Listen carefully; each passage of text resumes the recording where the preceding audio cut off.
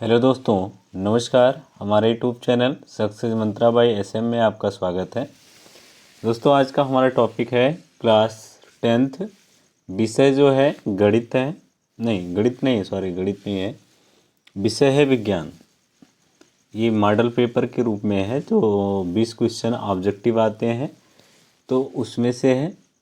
तो इसको हम ऑब्जेक्टिव को सॉल्व करते हैं। ये सारे क्वेश्चन बहुत ही इम्पोर्टेंट है, जो एग्ज़ाम में पूछे गए हैं बहुत बार और पूछे भी जा सकते हैं, तो इस पर विशेष ध्यान दीजिएगा। क्वेश्चन नंबर फर्स्ट है, कह रहा है कि यदि किसी अवतल दर्पण की फोकस दूरी f तथा वक्रता त्रिज्या r हो तो कहने का मतलब, तो इसमें से जो ऑप्शन दिया गया है इसमें से चूज करना है। कह रहा है कि अवतल दर्पण की फोकस दूरी f तथा वक्रता त्रिज्या r हो तो बताना है। तो आपको पता होना चाहिए कि फोकस दूरी क्या होता है, वक्रता त्रिज्या की आधी होती है। तो f बराबर r/2 होता है। फोकस दूरी वक्रता त्रिज्या की आधी होती है। तो इस प्रकार जो आपका ऑप्शन सही होगा वो f बराबर r/2 होगा। अगला है, विशिष्ट ऊष्मा का मात्रक है। क्वेश्चन नंबर 2 है, विशिष्ट ऊष्मा का मात्रक है। तो विशिष्ट ऊष्मा का मात्रक होता है जूल प्रति kilogram into coulomb. Question number 3 है,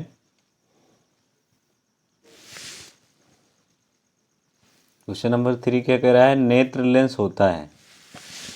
क्या कह रहा है, नेत्र लेंस होता है। तो नेत्र लेंस होता है अभिसारी। क्या होता है, अभिसारी होता है।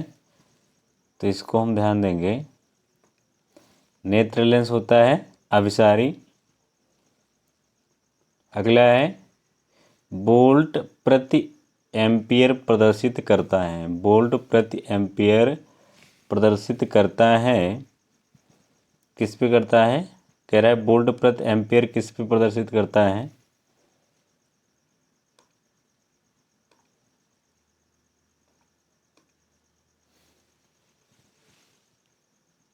तो ये क्या होगा, वोल्ट प्रति एम्पियर प्रदर्शित करता है किस पे करता है, ओम पे करता है। तो इसका जो आंसर होगा वो होगा आपका ओम होगा। क्या होगा, ओम। अगला क्वेश्चन है, क्वेश्चन नंबर 5 कह रहा है, विद्युत धारा उत्पन्न करने की युक्ति को क्या कहते हैं। विद्युत धारा उत्पन्न करने की युक्ति को कहते हैं, विद्युत धारा उत्पन्न करने की युक्ति को कहते हैं जनित्र। जनित्र का मतलब जनरेटर। जो विद्युत धारा उत्पन्न करता है तो वो है आपका जनरेटर। क्वेश्चन अगला है, अगला क्वेश्चन है, नाभिकीय ऊर्जा प्राप्त करने हेतु आवश्यक है। नाभिकीय ऊर्जा प्राप्त करने हेतु आवश्यक है। तो क्या आवश्यक है, यूरेनियम। तो इसका आंसर जो आपका सही होगा ये होगा आपका यूरेनियम होगा। अगला क्वेश्चन है, क्वेश्चन नंबर 7 कह रहा है, नाभिकीय विखंडन अपक्रिया, नाभिकीय विखंडन अपक्रिया किसके द्वारा प्रेरित होता है। नाभिकीय विखंडन अपक्रिया क्या होता है, कह रहा है किसके द्वारा प्रेरित होता है। तो ये होता है न्यूट्रॉन के द्वारा। तो इसका जो ऑप्शन सही होगा वो होगा आपका न्यूट्रॉन। क्वेश्चन नंबर 7 है, ध्यान रखेंगे 7 क्वेश्चन जो पूछा जाएगा वो आपको पूछा जाएगा फिजिक्स से, मतलब भौतिक विज्ञान से।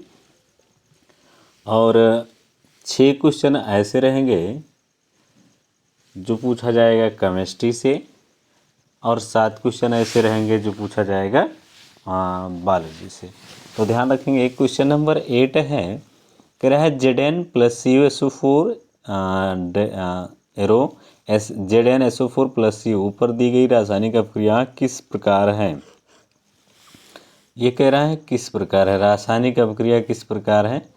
तो ध्यान देंगे हम, रासायनिक अपक्रिया किस प्रकार है। तो इसका जो आंसर होगा ये विस्थापन अपक्रिया होगा, क्योंकि आप समझ लो यहीं पे देख लिया जाता है CuSO4 एरो ZnSO4 + Cu। तो ध्यान रखेंगे इसमें क्या हुआ है, यहाँ पे विस्थापन अपक्रिया हुआ। विस्थापन अपक्रिया कहने का मतलब Zn का जो है SO4 के साथ ऐड हो गया और Cu बाहर हो गया, तो इस प्रकार क्या हुआ, इसका विस्थापन हुआ, तो ये विस्थापन अपक्रिया हुआ। अगला है इसी प्रकार फेरस सल्फेट क्रिस्टल का रंग होता है, फेरस सल्फेट क्रिस्टल का रंग होता है, तो क्या होता है, इसका आंसर बी सही होगा क्योंकि हरा होता है। फेरस सल्फेट क्रिस्टल का रंग हरा होता है। अगला है क्वेश्चन नंबर 10 है, कह रहा है तांबा और जिंक के मिश्र धातु को क्या कहते हैं। क्वेश्चन नंबर है 10 है, कह रहा है तांबा और जिंक के मिश्र धातु को क्या कहते हैं। तो इसका जो आंसर होगा, इसका आंसर होगा पीतल। क्या होगा, पीतल होगा। इसी प्रकार क्वेश्चन नंबर 11 है, 11 क्वेश्चन है, कह रहा है एसिटिक अम्ल का आईपीएसी नाम है। एसिटिक अम्ल का जो अणुसूत्र होता है वो होता है CH3COOH। तो ये तो है एसिटिक एसिड, क्या है, एसिटिक अम्ल है, लेकिन इसके आईपीएसी नाम की बात करें तो मान लो 1 और 2 दो कार्बन हैं, तो 2 कार्बन पे होता है एथ, और COOH होता है तो वो एक एसिड जुड़ता है, तो इसका नाम होगा एथेनोइक एसिड। क्या होगा, एथेनोइक एसिड। इसी प्रकार अगला क्वेश्चन है, क्वेश्चन नंबर 12 है, कह रहा है अष्टक सिद्धांत के प्रतिपादन किसने किया था। क्वेश्चन नंबर 12 क्या कह रहा है, अष्टक सिद्धांत का प्रतिपादन किसने किया था। तो इसका जो आंसर होगा डावेराइनर, इन्होंने नहीं किया, मेंडलीफ, मोसले, तो इन्होंने किसने किया है, इसका आंसर बी सही होगा, न्यूलैंड्स ने किया था। किसने किया था, इसका न्यूलैंड्स ने किया था। इसी प्रकार अगला सवाल है 13 नंबर, कह रहा है निम्नलिखित में से कौन सा बुझा हुआ चूना है। CO क्या है, ये बिना बुझा चूना है। CO क्या है, बिना बुझा चूना, बिना बुझा चूना है ये। और ये कैल्शियम क्लोराइड है, ये कैल्शियम है, लेकिन आपका जो आंसर होगा कैल्शियम हाइड्रोक्साइड, ये है बुझा हुआ चूना। क्योंकि कैल्शियम ऑक्साइड में जब H2O को मिलाया जाता है, देखो ऑक्साइड, कैल्शियम ऑक्साइड क्या है, चूना है बिना बुझा हुआ, लेकिन जब इसमें जल को मिलाया जाता है तो ये कैल्शियम हाइड्रोक्साइड बनाता है, मतलब ये बुझा हुआ चूना बनाता है। तो इस प्रकार इसका जो आंसर होगा ये बी सही होगा। क्वेश्चन नंबर 13 है, ना 13 तो हो गया, 14 है, पादप में जाइलम उत्तरदायी होता है। पादप में जाइलम उत्तरदायी होता है जल का वहन के लिए, बी भोजन का वहन के लिए, सी अमीनो अम्ल का वहन के लिए, डी ऑक्सीजन का वहन के लिए। तो इसका जो आंसर होगा, इसका आंसर होगा आपका ए, इसका आंसर आपका ए होगा, ये जल का वहन के लिए होगा।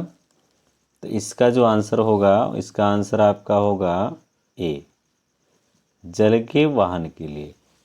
अगला क्वेश्चन है 15, ऑक्सीन है। ऑक्सीन है तो ऑक्सीन है क्या है, वसा है, एंजाइम है, या हार्मोन है, या कार्बोहाइड्रेट है। क्या है, ये है ऑक्सीन है आपका हार्मोन।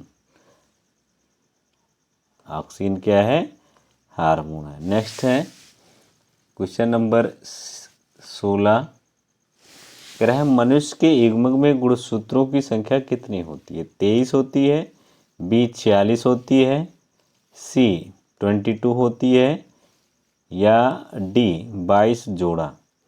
तो इसका जो आंसर होगा 16 का जो आंसर होगा वो 46 गुणसूत्र क्या होंगे, 16 का बी सही होगा।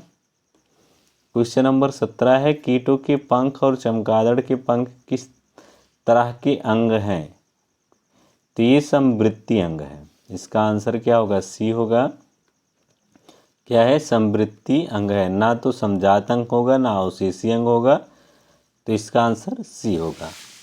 क्वेश्चन नंबर 18 है, निम्नांकित में कौन सा आहार श्रृंखला का निर्माण करता है?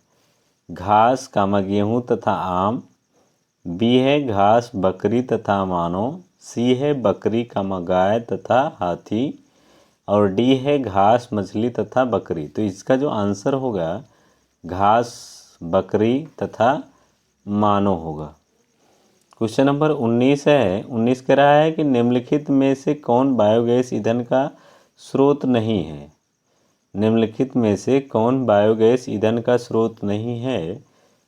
लकड़ी, गोबर गैस या कोयला? तो इसका आंसर आपका जो सही होगा ये सी होगा।